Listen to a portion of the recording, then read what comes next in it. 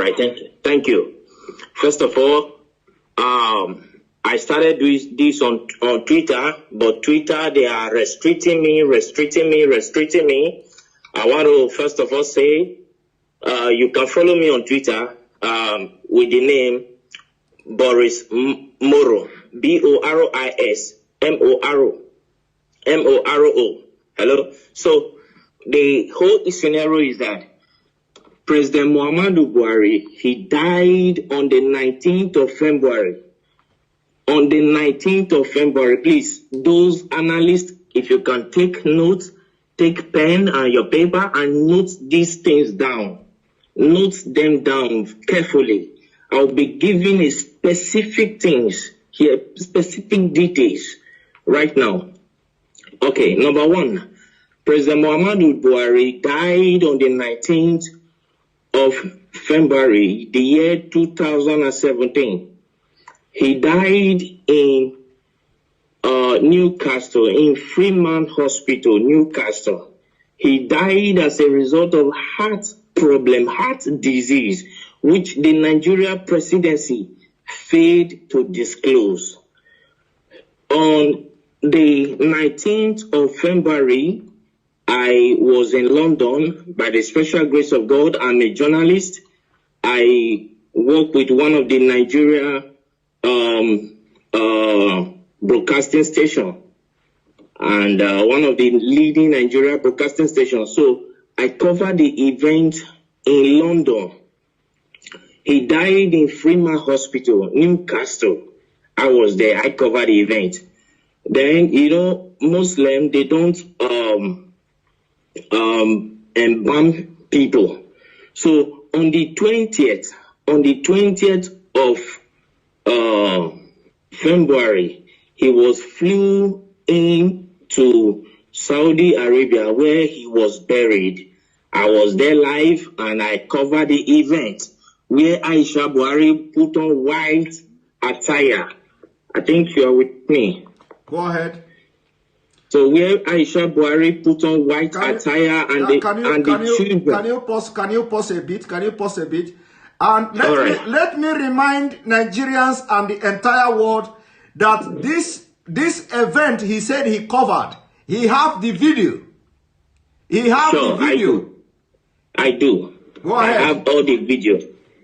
So the Nigeria Aisha was putting on white as a sign of mourning to her husband, who is the late President Muhammadu Buhari. Then the children, according to the Muslim tradition, were putting on black. I have the video, I have the photograph and everything. You understand? Then on the 23rd of February, I was in Ethiopia as a journalist. I moved around. So I was in Ethiopia where the African Union, the AU, hold a summit, a mini silence for late President Muhammadu Buhari on the 23rd of February, the year 2017. Hold on, please, hold on. I know that interrupting you is I know this kind of thing is very, very difficult, but please, hold on. Now, you, after covering the event, you went to Ethiopia on the 23rd of April, on the 23rd of February yes. 2017. And yes. You were there at the African Union Summit or whatever. Yes. You covered it with your own camera as a journalist, and yes. You have the video. Exactly, I do. Go ahead. So I covered the events there where the African Union hold a minute silent for late President Muhammadu Buhari. So to show their last respect to the late President Muhammadu Buhari of the Nigeria government. Then on the 28th of February, which I think is the last day of February, then what was it called? Queen Elizabeth gave a condolence statement to the Nigeria government in respect of late President Muhammadu Buhari, and which went viral. Yes. So all of these, the Nigeria government led by late Abakari and with the Kaaba swept under the carpet for selfish and greed reasons. Then on the 2nd of March, Eric Joyce, the ex-British lawmaker, ex-British lawmaker, he issued a statement, a condolence statement to Nigeria for the loss of her president. Are you with me, sir? Yes. Then they swept it under carpet, and the man got angry and came out to say that President Muhammadu Buhari is dead. If President Muhammadu Buhari if they think he is lying, that they should come out to challenge him. You understand what I'm saying now? Yes, they should come out to challenge him in the court of law, that he will come out with every evidence to prove that Muhammadu Buhari is dead. As I talk to you, since 2017, till this minute, nobody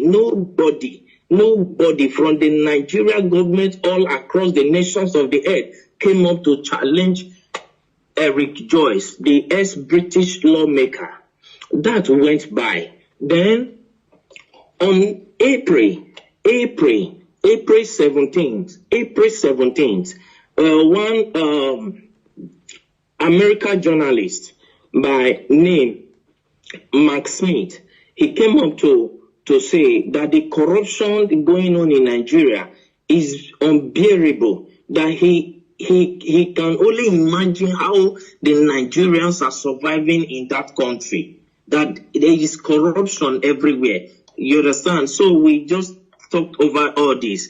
But what actually prompted me to come up to this tonight is, one, the Nigerian youth have been suffering 60 years of independence, 60 years of suffering and smiling, and yet the government is taking them for granted. Now the Nigerian youth, they came up to say, no, enough is enough. We don't need this anymore. Let's put an end to this. All what they could do was to send the military to fire them. If they think maybe I am lying, let Aisha Buhari, the wife of the late President Buhari, come up to tell me that the imposter parading himself as the Buhari is her husband. If I am lying, okay, hold it there. First of all, I want you to tell me, because you are one of the best journalists, but people don't know. Like I said,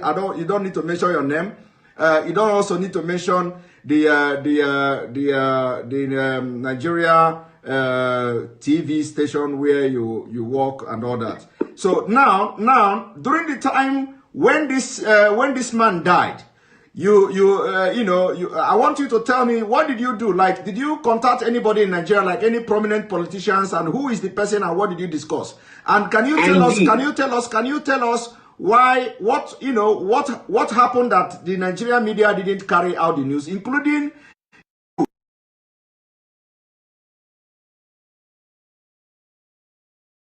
fortunate that Abakari is dead. Abakari did not die of COVID-19. Coronavirus did not kill him. They masterminded his death. That is number one. I have proof for everything I'm saying, because I am a media personnel, and for me to say whatever thing, I know I can prove it anywhere on the earth. You understand what I'm saying? First and foremost, when after that we came to Nigeria and we tried to publish the news. Let me state categorically, I don't want to mention the name of the broadcasting this thing I work with. Don't mention it. Our firm was suspended by the National Broadcasting Commission, NBC, National Broadcasting Commission, suspended our firm, broadcasting station from airing because we carried the news. Because then you were, apart from that, because they know, they have information that you were there.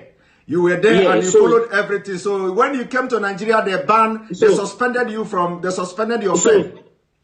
So I'm coming to that, sir. Coming to that, sir. Let's not rush it. Late Abakari called me to Aso Rock. You understand what I'm saying? Yes. So I flew into Abuja to go and see him, and he told me that if I can keep quiet, that my safety to be alive will be guaranteed, and for my generation to come, no, we suffer again as a result of the bribe he was offering me. You understand what I'm saying? Yes. So I told him accepting bribe is not the problem, but my conscience will judge me till I die. Yes. So I cannot do that. And to God who made me, I'm saying this categorically, and God Almighty is my witness. I did not take a dime from him. So I left. Then I called Bola Tinubu Asiwaju, Okay. the Lagos State richest man on earth. Let me use the word. So I called him on his MTN line. I can call the line now, the MTN line that I use in reaching him. I can say it here. The number is 080-622-40104. That is the number I use in calling Bola Tinubu Asiwaju. So I called him on phone to tell him about the development, and he came up to tell me that I should shut up, I should keep quiet, and so many other trash and nonsense that he told me that at the end of the day I was suspended from my work. You understand? As a journalist. Okay, hold it there. So you called Bola Ahmed Tinubu to tell Tinubu, of course you normally call him too. This is not the first time you are calling him, by the way. We normally communicate. Okay, so you called him on this number you called now, 080-622-40104. Yes. And then he tell you to shut up and tell you a lot of things. He specifically, I can still remember, I still have the record of that conversation. You understand? Because as a journalist, you keep record of things, because years to come you might need it. You understand me? Okay. So I still have the record of that conversation. So when I called him, he told me that Nigeria is not like other countries. That Nigeria terms of affair revolve and must continue to revolve around the cycle. You understand now? He told me that it must continue to revolve around the cycle, that the system of governance in Nigeria is different from every system of governance in the world, on earth, that in Nigeria transparency is something that they don't toy with, that they try to hide everything, that it's not everything the masses must know. It's not everything the masses, the people of Nigeria must be aware of. Are you getting what I'm saying, sir? Yes. So he told me, and he offered me money too. He offered me a bribe. He said as long as I kept quiet, then I called the vice president too, Yemi Osibanjo.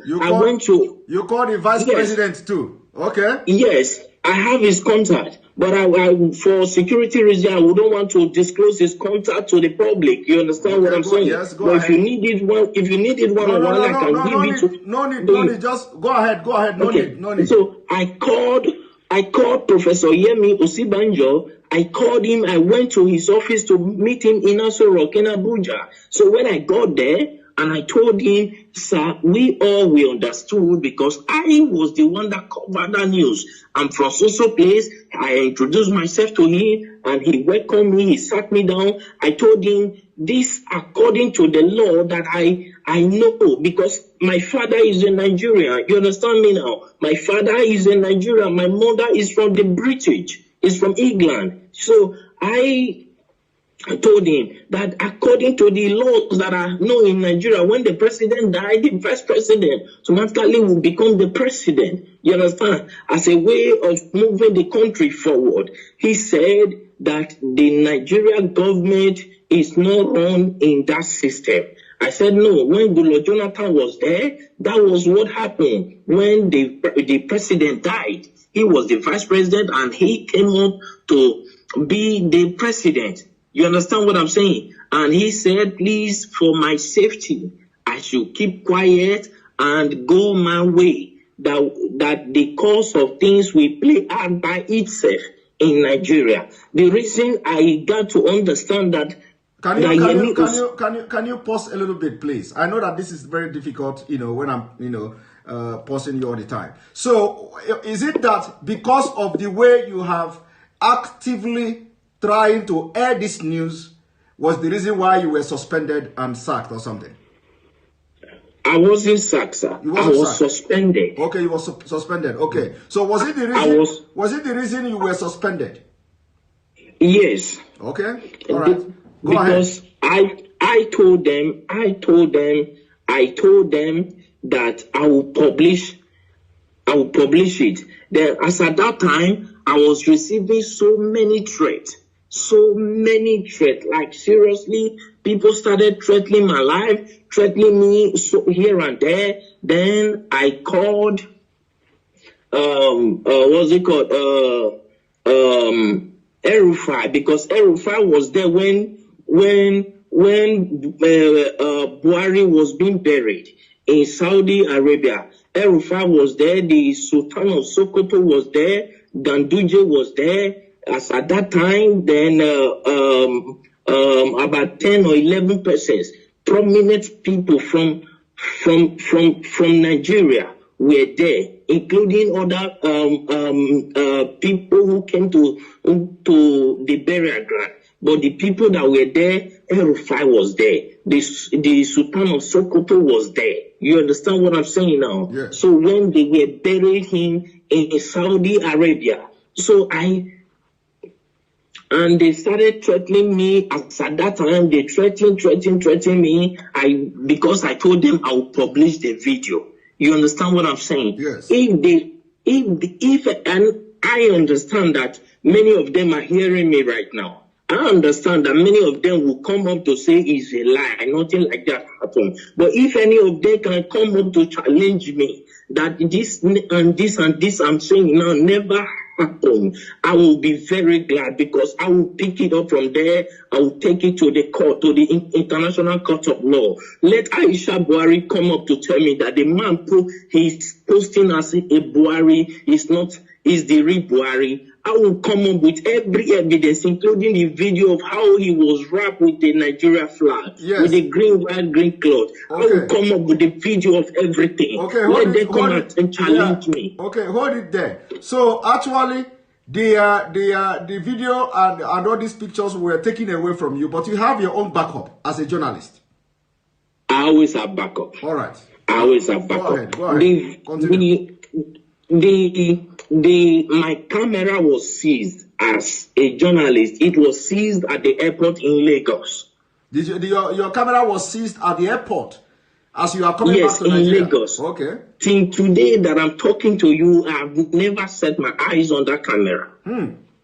But you have backup. You understand what I didn't know that. You know they are Of course, I have all my backup. Even this evening, I was going through the backup. I was playing all of them. I was going through them again. So if they want to debunk this thing, I'm saying that it's a lie. Nothing like that happened. How come the AU, the Africa, our presidents, had a minute silent for them? As at that time, I could remember I called the president of Ghana on this issue. The president of Ghana told me that it is not in their interest that if the people of Nigeria cried out for 30 days. That is when they will take up the case, that the AU will take up the case. As long as nobody has cried out, that it is assumed that they understood what is going on, that in Nigeria is not Ghana. That is what the president of Ghana told me. You understand what I'm saying now? Yeah. I understand that many of them are hearing me right now. Let any one of them come up to challenge me. I went to Ethiopia. I spoke with a prime minister, with one of the lawmakers there, and he told me that it is not in their interest. Then I accused him of being bribed. If not, he would have come up with an action, because he is the secretary of the AU, of the African Union. You understand me now? As at then.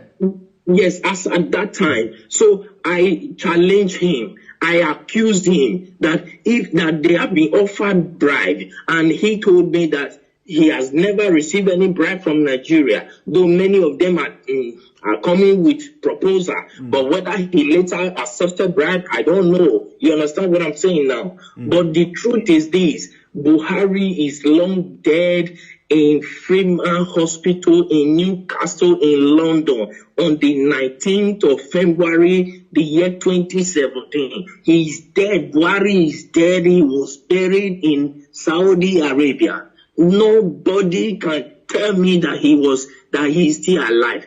Buhari, that I know, if you look, when Nnamdi Kanu came up, you understand, they said that he's talking rubbish. I have never met Nnamdi Kanu on face to face. He doesn't even know me. He doesn't even know whether I'm fair or black. He doesn't know me. And I've never given him anything. He has never given me anything. You understand now? But the truth is, as a journalist, I swore an oath to stand by the truth at all times. Irrespective of what may be at stake, I swore an oath to God and to humanity. And now you no longer work with this television station, and now because of what is going on in Nigeria, you are ready to shatter the table. If I am not answerable to any Nigerian authority, you understand now? When I was suspended, I was waiting if my suspension would be lifted. I waited for a period of 6 months. My suspension was not lifted. Then I resigned. I sent them my resignation letter. Then I left. I started my own firm by myself. You understand me now? Which I am growing by the special grace of God. You understand what I'm saying now? Then what we do, because a lot of people, of course, a lot of people are demanding that we are not going to discuss here, whether we are going to, how we're going to bring video to start flashing and stuff like that, because we want to be killing them, slowly. So we want to be killing them slowly. It is not going to be boom. So a lot of people are saying we should bring the video, We are not going to respond to that at this point, whether we are going to bring the video or not. But so long as they are following the program, following what we're doing, the videos and evidences will be dropping bit by bit. All right. Thank you very much. The issue is, thank you, sir. Please, I want to say something, sir. Okay, go ahead. Thank you very much. I appreciate you. I appreciate what you are doing, and I appreciate the good people of Nigeria who stood up to say, no, we cannot face this anymore. I appreciate all of you. But one thing we must understand is the spirit of unity has to be strong in the Nigeria youth. You understand what I'm saying? Because any protest that does not last for 30 days cannot draw the attention of the European Union and the African Union. You understand now? Yes. So if I'm saying this to the Nigeria youth so that they will understand what they are doing. You understand? Because right now, revolution is what is needed. That is why the Nigeria government are doing everything to block everywhere. That is why they paid people to go and shoot. Those are the people, those are the military that Buhari ordered the shooting, and the governor of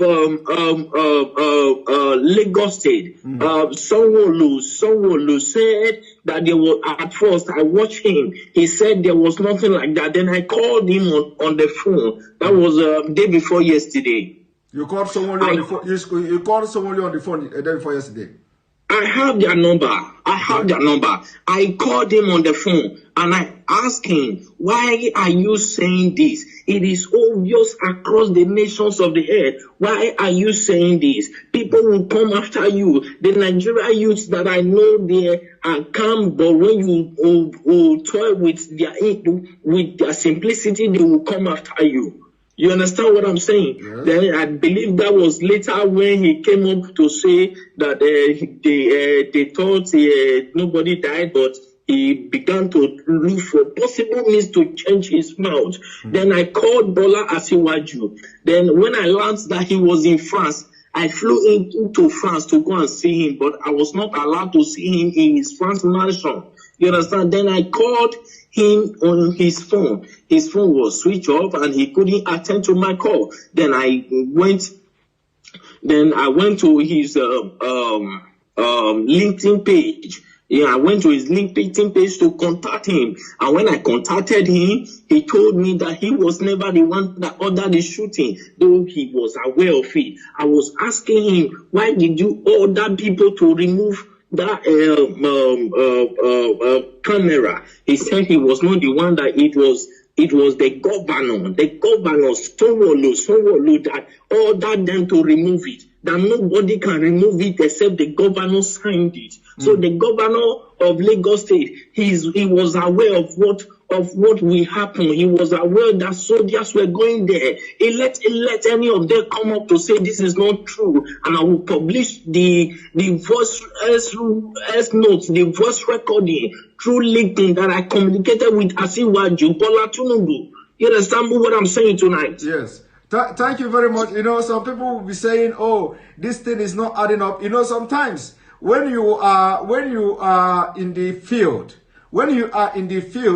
the way this Nigeria politicians, the way this Nigeria story goes, you know, sometimes it will go up and go down. Some people may not be, you know, getting the point. Some people may not understand, you know, why would you go to France? Why would you do this? You know, but when a journalist who is like, you know, dealing with all these politicians in Nigeria, and you want to be the person to have the first-hand information of whatever that is happening, and especially when you are out of the game, especially from the Nigeria space, and now you want to be, you want to have first-hand information of what is going on. You know, sometimes when something like this happens, of course, you can fly to anywhere just to get the information and get the first-hand information, you know, to have it in your own space. But anyway, sure. I must thank you very much. This is the first time you are talking to anybody about this. Yes. This is the first time ever you are talking to anybody about this.